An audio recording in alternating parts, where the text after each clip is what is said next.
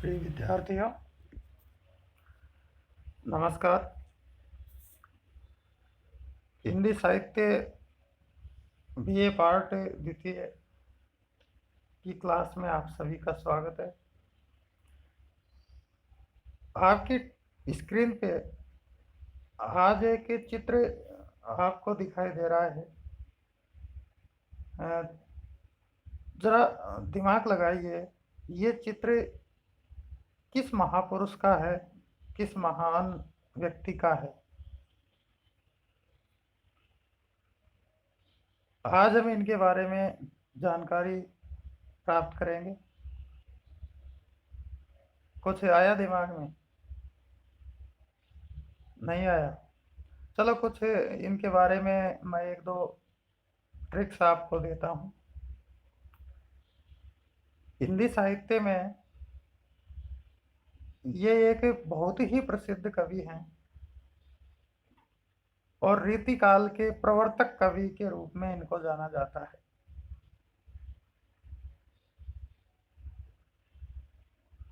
रीतिकाल के प्रवर्तक कवि के रूप में जानने के साथ ही इनके साथ एक और चीज, एक बात जुड़ी हुई है। इनको कठिन काव्य का प्रेत भी कहा जाता है।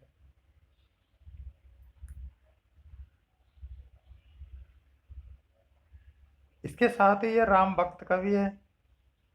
राम कथा पर आधारित इन्होंने एक प्रसिद्ध महाकाव्य की रचना भी की है। इन सब बातों के आधार पर भी अगर आपके अभी ये समझ में नहीं आ रहा है कि ये कौन से कवि हैं, तो चलो आपको बता देते हैं। ये हैं रीतिकाल के प्रवर्तक कवि के रूप में प्रसिद्ध रामचंद्रिका जैसे महाकाव्य के रचयिता, कठिन काव्य के प्रेत के रूप में जिनको नाम मिला हुआ है, ऐसे हैं कवि केशव दास। जी हाँ, ये चित्र है महाकवि केशव दास का, जो रीतिकाल के प्रवर्तक के रूप में जाने जाते हैं। रामचंद्रिका जैसे महाकाव्य की उन्होंने रचना की, रामकथा पर आधारित है। इसके साथ ही हिंदी साहित्य में रीति निरूपक आचार्य के रूप में भी उनको जाना जाता है। तो आज हम इनके जीवन परिचय और इनकी रचनाओं के बारे में चर्चा करेंगे, क्योंकि ये हमारे पाठ्यक्रम में इनकी कुछ अंश, रचनाओं के अंश संकलित हैं, तो उनकी हम उन पर चर्चा करेंगे। तो इससे पहले हम इनके जीवन परिचय के बारे में भी चर्चा करेंगे। चलो शुरुआत करते हैं।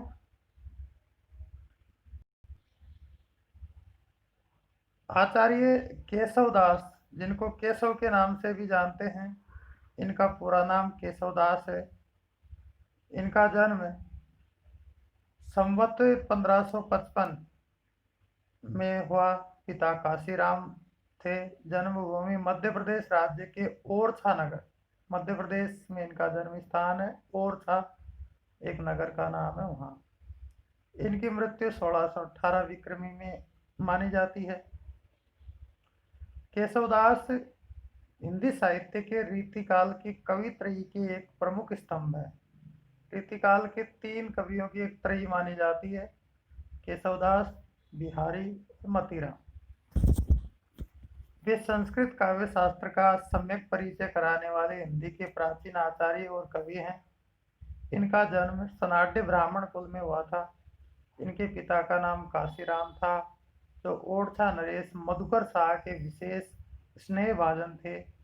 मधुकर शाह के पुत्र महाराज इंद्र सिंह इनके मुख्य आश्रयदाता थे। वे केशव को अपना गुरु मानते थे। रसिक प्रिया के अनुसार केशव ओरछा राज्य अंतर्गत तुंगार राय के निकट बेतवा नदी के किनारे स्थित ओरछा नगर में रहते थे। बहुमुखी प्रतिभा के मालिक केशव धर्म, ज्योतिष, संगीत, भूगोल, वैद्यक, वनस्पति, पुराण, राजनीति, अश्व परीक्षा, कामशास्त्र, आदि शास्त्रों के सामान्य ज्ञाता थे। इस बहुलता ने केशव के काव्य प्रस्तुतिकरण को मजीद समृद्ध किया। काव्य शास्त्र, नीति शास्त्र और काम शास्त्र के वे विशेषज्ञ प्रतीत होते हैं। एक तरफ बहुज्ञाता ने केशव की काव्य साधना को प्रभावित किया, वहीं दूसरी तरफ उनको राज सम्मान भी प्राप्त कराने का काम किया। केशव की कृतियों में अनेकों स्थानों पर उनकी बहुज्ञता को दर्शाया गया है। केशव को अपने पांडित्य पर गर्व था। केशवदास की रचनाओं के बारे में देखते हैं। केशवदास रचित प्रमाणिक ग्रंथ 9 हैं। 9 ग्रंथ इनके द्वारा प्रमाणिक रूप से रचित माने जाते हैं, जिनमें है रसिक प्रिया, कवि प्रिया, नक्सिक, छंदमाला, रामचंद्रिका, वीर सिंह देवचरित, रतन भावनी, विज्ञान गीता और जहांगीर जस चंद्रिका। रसिक प्रिया केशव की प्रौढ़ रचना है।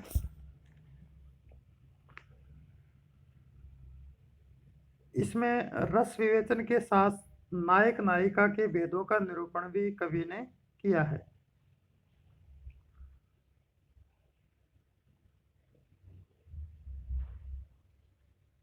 इसके मुख्य आधार ग्रंथ है नाट्य शास्त्र, कामसूत्र, रुद्रभट्ट का संगार तिलक। कवि प्रिया काव्य शिक्षा संबंधी ग्रंथ है, जो इंद्रजीत की रक्षिता और केशव की शिष्या प्रवीण राय के लिए प्रस्तुत किया गया है। ये कवि कल्पलता वृत्ति और काव्यादर्श पर आधारित है। रामचंद्रिका उनका सर्वाधिक प्रसिद्ध महाकाव्य है, जिसकी रचना में प्रसन्न राघव, हनुमान नाटक, कादंबरी आदि कई ग्रंथों से सामग्री ग्रहण की गई है। रामचंद्रिका इनका जो महाकाव्य है वो राम कथा पर आधारित है। इस आधार पर इनको राम भक्त कवियों में भी स्थान दिया जाता है। रामचंद्रिका को विद्वानों ने, समालोचकों ने छंदों का अजायब घर कहा है, क्योंकि उसमें छंद बार बार बदलते हैं। रामकथा में इनकी संवाद योजना बहुत प्रसिद्ध है। जैसी संवाद योजना का प्रयोग केशवदास ने रामचंद्रिका में किया है, वैसा हमको तुलसी रचित रामचरितमानस में भी देखने को नहीं मिलता।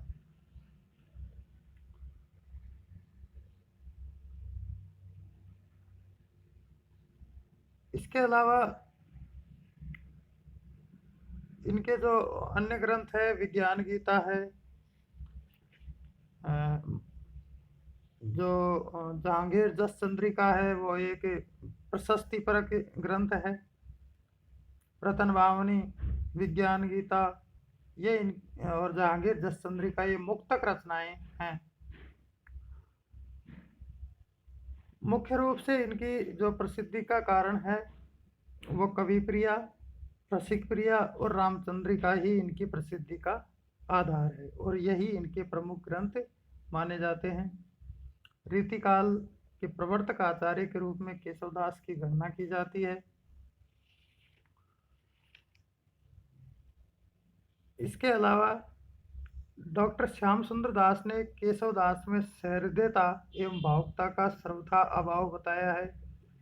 इन्होंने अपनी रचनाओं में पांडित्य का प्रदर्शन किया है। इस कारण इनको कठिन काव्य का प्रेत भी कहा जाता है, क्योंकि इनकी रचनाओं में सरल शब्दावली नहीं मिलती।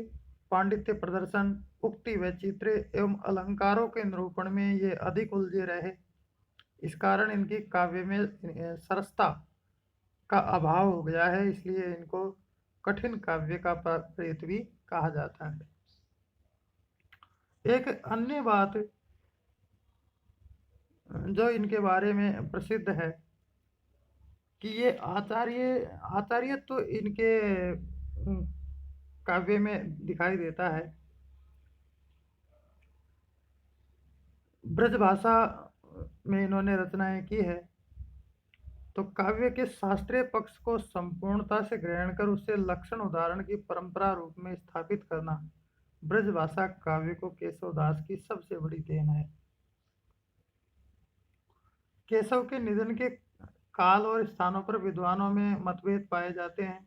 मिश्र बंधु, गणेश प्रसाद, राम नरेश त्रिपाठी, रामचंद्र शुक्ल आदि विद्वान केशवदास का निधन काल 1674 में हुआ मानते हैं। स्वर्गीय चंद्रवली पांडे के निधन काल संवत 1670 माना है। लाला भगवान दीन और गौरीशंकर द्विवेदी के अनुसार केशव का निधन 1680 में हुआ। साहित्य में स्थान। केशवदास जी हिंदी साहित्य के प्रथम आचार्य हैं, क्योंकि हिंदी साहित्य में सर्वप्रथम उन्होंने ही काव्य के विभिन्न अंगों का शास्त्रीय पद्धति से विवेचन किया। काव्यांग निरूपण की जो परंपरा है वो सर्वप्रथम केशवदास ने ही हिंदी साहित्य में शुरू की। ये ठीक है कि उनके काव्य में भाव पक्ष की अपेक्षा कला पक्ष की प्रधानता है और पांडित्य प्रदर्शन के कारण उन्हें कठिन काव्य के प्रेत कहकर पुकारा जाता है, किंतु उनका महत्व बिल्कुल समाप्त नहीं हो जाता।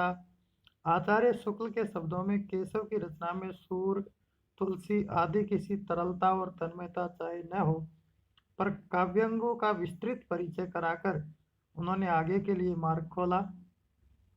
केशवदास जी वस्तुतः एक श्रेष्ठ कवि थे।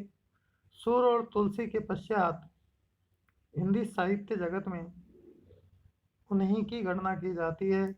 एक दोहा प्रसिद्ध है, सूर सूर तुलसी शशि उडुगन केशवदास, अब के कवि खद्योतसम जयते करत प्रकाश। अर्थात सूर सूर, हिंदी साहित्य में सूर यानी सूरदास जी, सूर यानी सूर्य के समान है। तुलसी शशि यानी चंद्रमा के समान है। उडुगन यानी नक्षत्र, केशवदास नक्षत्रों के समान है। अब के कवि खद्योतसम, और इस समय जो कवि हैं वो खद्योत यानी जुगनुओं की तरह है। जयते करत प्रकाश, जो यहाँ तहाँ थोड़ा बहुत प्रकाश करते रहते हैं, अर्थात उनका कोई ज़्यादा महत्व नहीं है। लेकिन ये तीन कवि प्रसिद्ध हैं। इसमें सूरदास और तुलसी के समकक्ष केशवदास को स्थान दिया गया है, तो हम समझ सकते हैं हिंदी साहित्य में केशवदास का स्थान कितना ऊंचा है। अब जो रीति परंपरा की बात आती है, तो हिंदी साहित्य में सर्वप्रथम रीति निरूपण की जो परंपरा डाली वो केशवदास ने ही डाली। केशवदास अलंकारवादी आचार्य थे। ये ध्यान रखना है हमको कि केशवदास अलंकारवादी आचार्य थे। अलंकार को केशव ने काव्य को सौंदर्यवर्धक तत्व मानते हुए कहा कि भूषण बिन न विराज ही कविता वनिता मित। केशव ने पिंगल शास्त्र की तरह 32 अक्षरों तक के छंदों को विवेचित किया है, अर्थात वो काव्य की आत्मा अलंकार को मानते थे, और यही कारण है कि उनके काव्य में अलंकारों की भरमार है। उक्ति वैचित्र्य उनके काव्य की विशेषता है।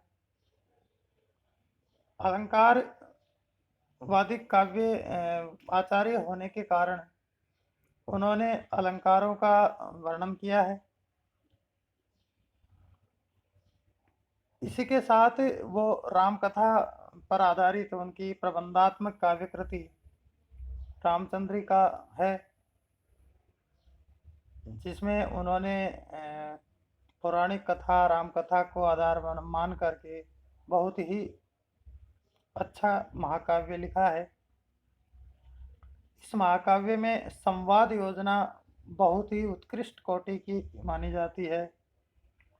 रावण अंगद संवाद देखिए, कौन के सुत बाली के, वे कौन बाली न जानिए, कांत चापी तुम्हें जो सागर सात नाथ बखानिए, ऐ कहाँ वह वीर अंगद देवलोक बताइयो, क्यों गयो रघुनाथ बान विमान बैठ सिधाइयो। देखो कितनी सुंदर संवाद योजना केशव ने की है।